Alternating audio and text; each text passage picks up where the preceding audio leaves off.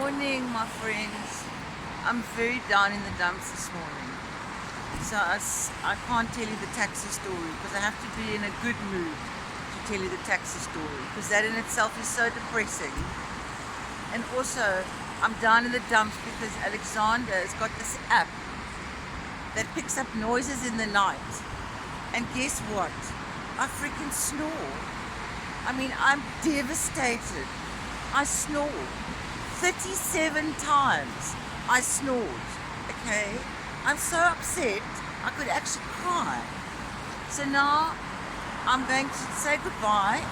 We're going to have some breakfast in the hotel and our tour guide is picking us up. His name is Anton and I'm hoping that he's going to put us in a good mood because he looks like he's a funny guy, and then I can tell you the rest of my stories from yesterday. Okay, it's about 2 degrees and I'm not a happy chappy this morning. Okay, alright, bye.